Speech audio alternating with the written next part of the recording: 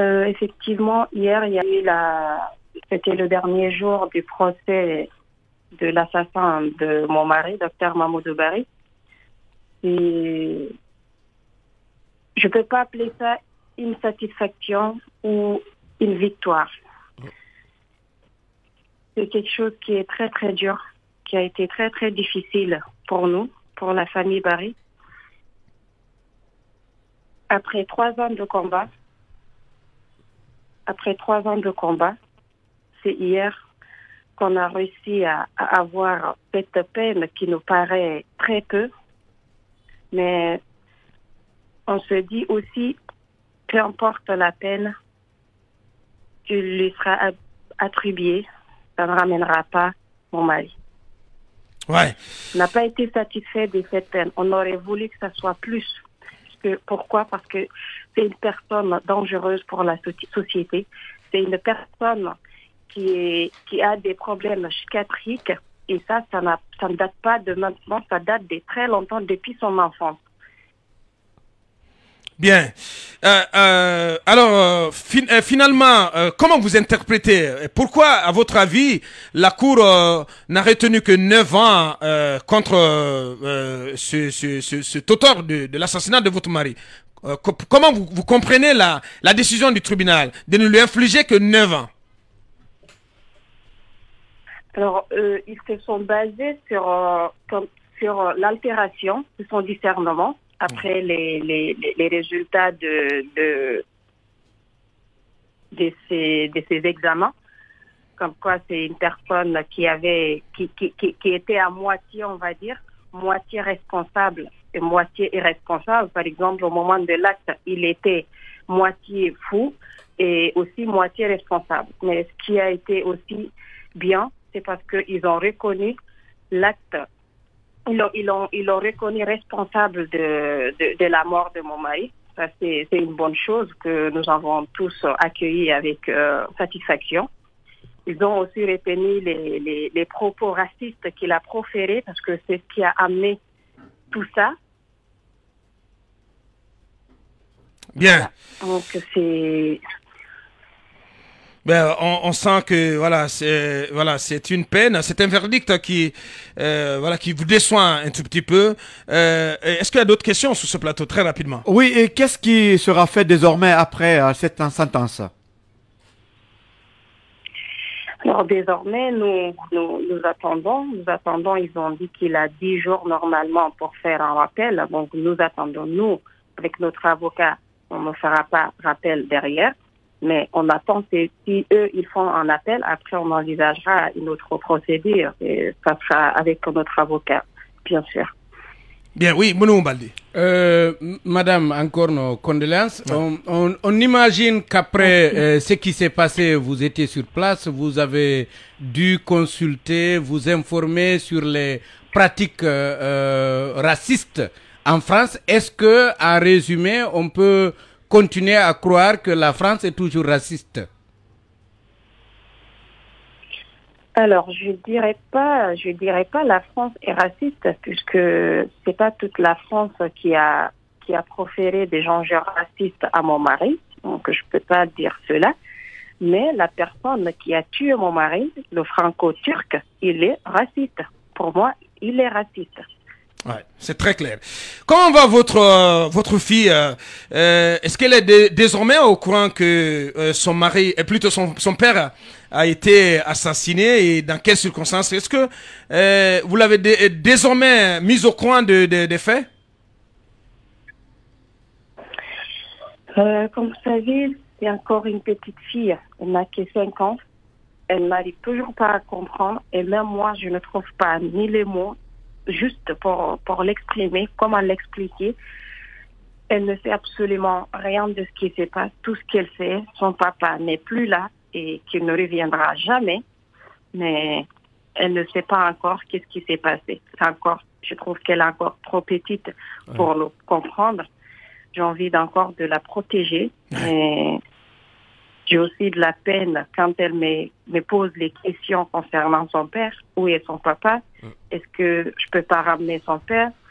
Elle sait que son père, il est au ciel. Est-ce que je peux pas je peux pas prendre les échelles pour aller chercher son père.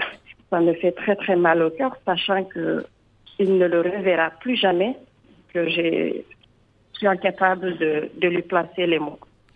Est-ce que l'assassin a montré des signes de regret, tout de même?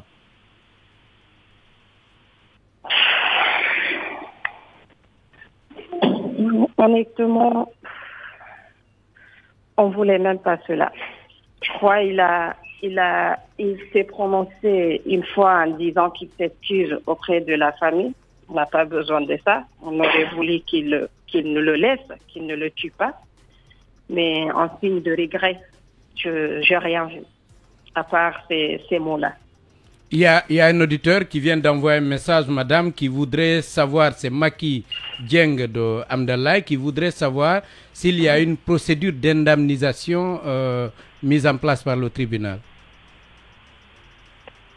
Alors, pour l'instant, ça n'a pas été mis en place, mais on envisagera avec l'avocat, on verra comment ça va se passer, est-ce que ça sera possible ou pas. Ouais. Qu'en est-il, peut-être dernière question, qu'en est-il des promesses? Parce qu'il y a eu beaucoup de promesses quand même ici en Guinée, notamment en faveur de la famille et de votre petite fille. Des promesses, qu'en est-il de ces promesses aujourd'hui, madame? Alors, il y avait notamment une promesse qui a été faite par les responsables de l'université de Symphonia. Je ne peux pas vous dire la personne exacte puisque je ne sais pas qui c'était. Comme quoi, il allait rebaptiser la bibliothèque de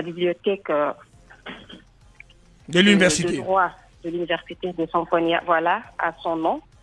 Chose qui n'a toujours pas été faite.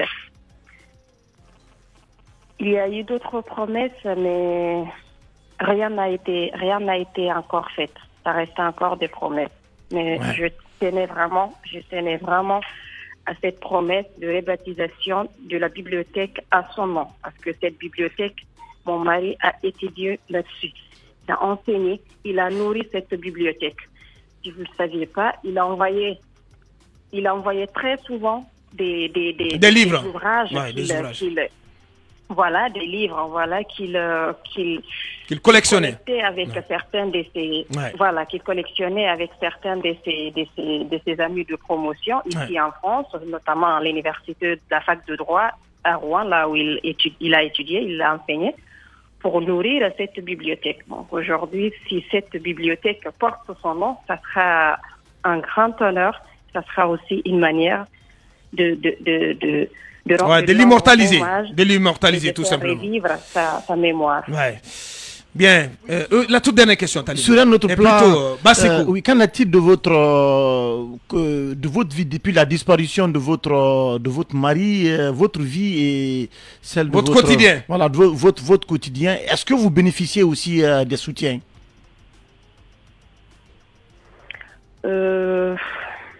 Mon quotidien, je viens de l'expliquer, mon quotidien, c'est ça. C'est des interrogations de ma fille. Le matin, le midi, le soir. J'ai le soutien de la famille, même si on n'habite pas tous ensemble, mais j'ai leur soutien, j'ai le soutien des amis proches de mon mari. Mais c'est tout. Bien, on va pas lui en demander plus. Il ne reste plus qu'à vous dire grand merci et vous souhaiter toujours bon courage et vous renouveler nos condoléances les plus attristées. C'était donc Madame Fatoumata Bari, veuve de Dr Mamoudou Bolaro Bari, tuée un soir du 19 juillet 2019. On va continuer à évoquer ce sujet dans un instant avec Monsieur Sorel Keïta, conseiller national au CNT. Bienvenue sur FIM FM. Dites-nous des mots. Comment vous interprétez ce verdict? Une peine de 9 ans de réclusion a été prononcée contre Actas, Damien Actas, donc qui a été reconnu comme auteur de l'assassinat de l'universitaire guinéen Dr Bolaro Bari. Comment vous qualifiez ce verdict?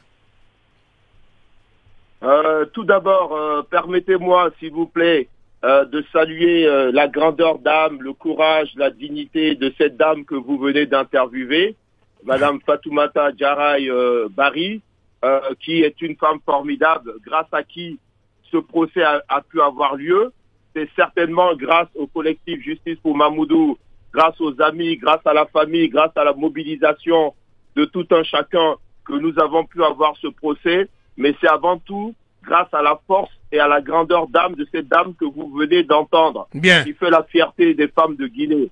Je tenais vraiment à le dire d'abord. Ouais. Et ensuite vous dire, effectivement, comme elle vous l'a dit, effectivement, nous aurions espéré une peine plus lourde. Mais l'exemplarité de ce procès réside dans sa tenue. Donc nous sommes satisfaits que le procès ait pu avoir lieu, parce que je vous rappelle qu'il y a quelques mois, un individu dans la même situation n'a pas été reconnu responsable de son acte alors qu'il venait d'assassiner une vieille dame. C'est l'affaire Halimi. Donc le fait que le procès ait lieu pour nous, c'est une semi-victoire. Ouais. Le fait que par ailleurs il y ait une condamnation, c'est une bonne chose. Mais évidemment, nous aurions souhaité une peine plus lourde parce que c'est un drame terrible pour la famille, mais aussi pour tout un peuple, le peuple de Guinée, et je dirais même pour tout le continent africain. Bien, et au final, la question de l'altération du discernement de l'accusé, c'était d'ailleurs l'un des enjeux de ce procès.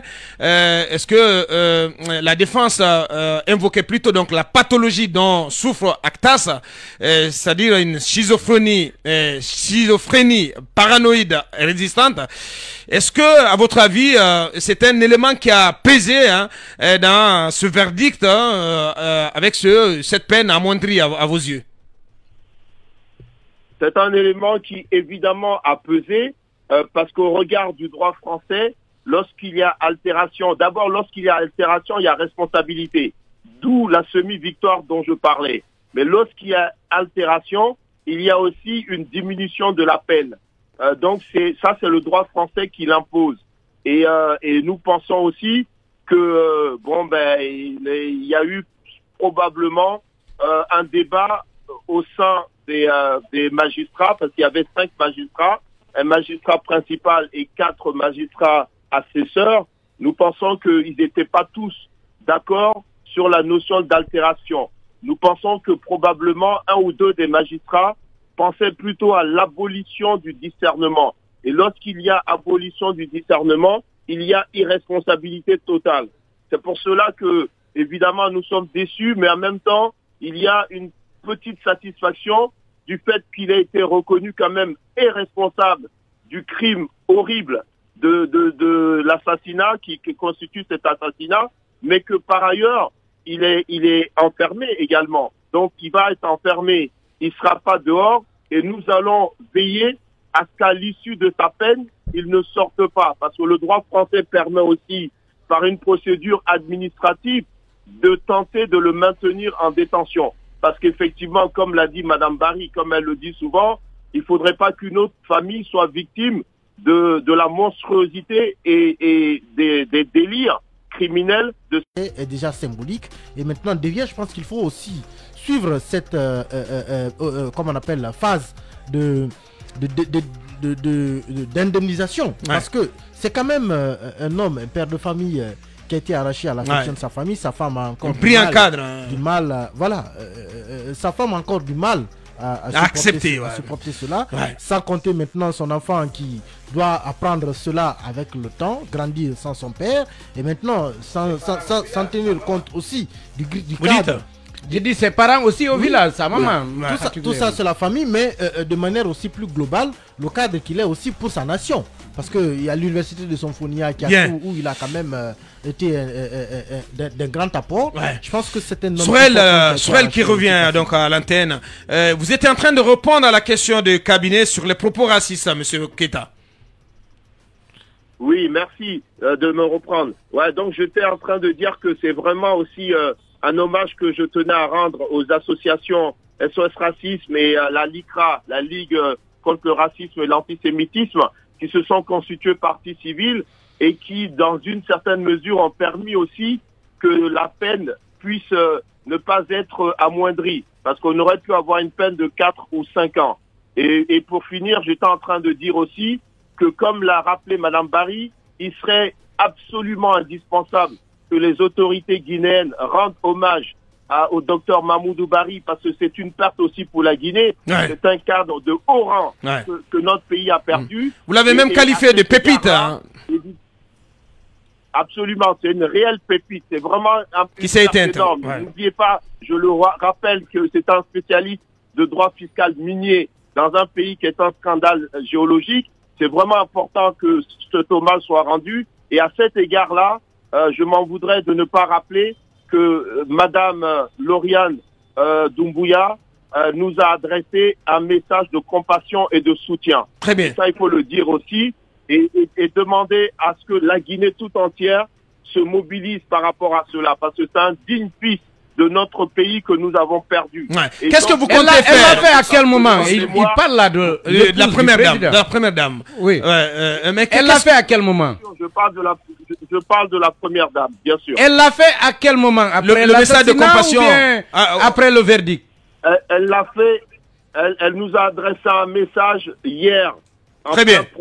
Les circonstances dans lesquelles l'ancien domicile de Cellou Dalein Diallo a été récupéré, ensuite démoli par l'État alors qu'une procédure était pendante en justice, continuent de soulever des controverses. L'agence judiciaire de l'État, Maître Mohamed Sampil, a rallumé la flamme de la polémique dans ce dossier, affirmant que lorsque le juge de référé renvoie un plaignant, cela voudrait dire que celui-ci a perdu le procès devant ce juge. À en croire à l'ancien bâtonnier s'exprimant dans la rubrique invité de la semaine sur la RTG Radio-Télévision guinéenne, c'est partant de cet état de fait que l'État a récupéré le bien en temps des maisons de Cellou Dalein Diallo qu'il estime lui appartenir. Dès lors, précise-t-il que l'ordonnance du juge de référé est exécutoire. Mieux, selon l'agent judiciaire de l'État, le juge de référé ne serait pas compétent en matière administrative et en matière de propriété. Faux, rétorque la défense Cellou Dalein Diallo qui dénonce une argumentation fallacieuse. En ces termes, il dissocie comment l'État peut-il sérieusement accuser les avocats du président Cellou Dalein Diallo dans ce dossier après avoir violé délibérément la loi, notamment le code foncier et domanial et le code civil, se questionne Maître Amadou Diallo,